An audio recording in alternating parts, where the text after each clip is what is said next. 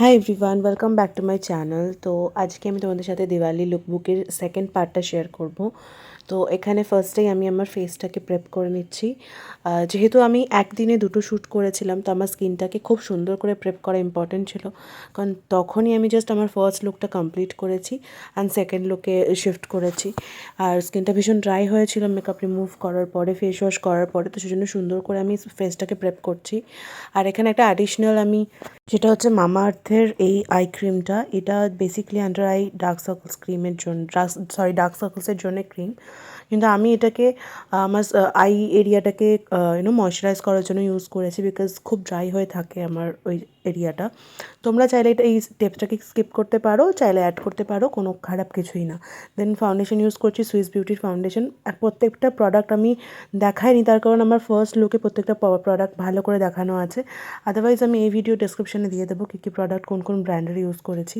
আর সব অ্যাফোর্ডেবল রেঞ্জের ব্র্যান্ড আছে, তোমরা ইজিলি সেগুলোকে অ্যাফোর্ড করতে পারবে। কনসিলারের জন্য বেলোরা প্যারিস ইউজ করেছি। অ্যান্ড এখন ব্লেন্ড করছি। Blending is very important part in makeup. Blending যদি ভালো করে না হয়, ফিনিশিং ভালো আসবে না। দেন আমি যে প্রোডাক্টগুলো ইউজ করেছি সেগুলোকে সেট করার জন্য এখানে লুজ পাউডার ইউজ করেছি। লুজ পাউডারটাকে সুন্দর করে আমার যে এরিয়াগুলো বেসিক্যালি ক্রিজ করে অ্যাপ্লাই করে নিচ্ছি ফার্স্টে।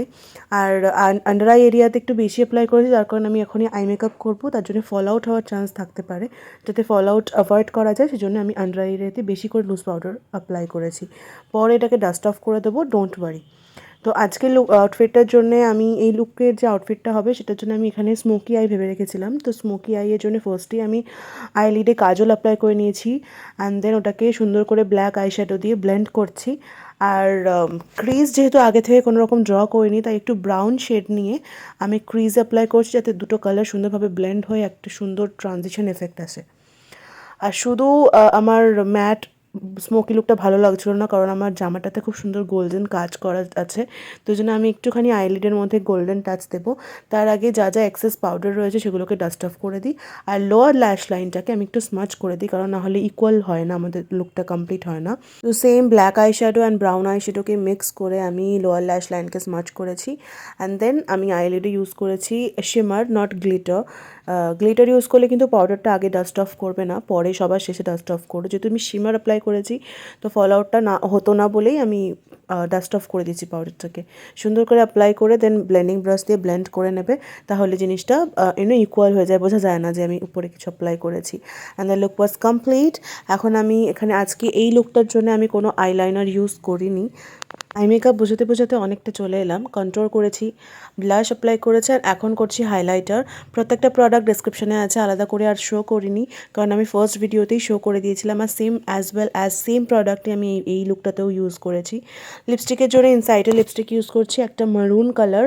এটা সামনে থেকে দেখলে ওয়াইন মেরুন লাগে, বাট এটা যখন আমি ক্যামেরাতে যখন এডিট করছি দেখছি এটা একদমই মারুনিশ লাগছিল, বাট আউটফিটটার সাথে ভীষণ সুন্দরভাবে কমপ্লিমেন্ট করেছে। যেহেতু লিপস্টিকটা আমার ভেঙে গেছে, তাই জন্য আমাকে ব্রাশ দিয়ে ফিনিশিং দিতে হয়েছে। And that's the final look. তোমাদের কেমন লাগলো জানিও, আমার তো ভীষণ ভালো লেগেছে। ফার্স্ট লুকটা যদি না দেখে থাকো, আমি ডেসক্রিপশনে লিঙ্ক দিয়ে দেবো, আই বাটনে পপ আপ হবে, তোমরা দেখে নিতে পারো আমার চ্যানেলে গিয়ে। আর যদি চ্যানেলে নতুন হয়ে থাকো, don't forget to like, share and subscribe to my channel. I will meet you in my next video. Till then, tata, bye bye, take care, and follow me on Instagram. Bye.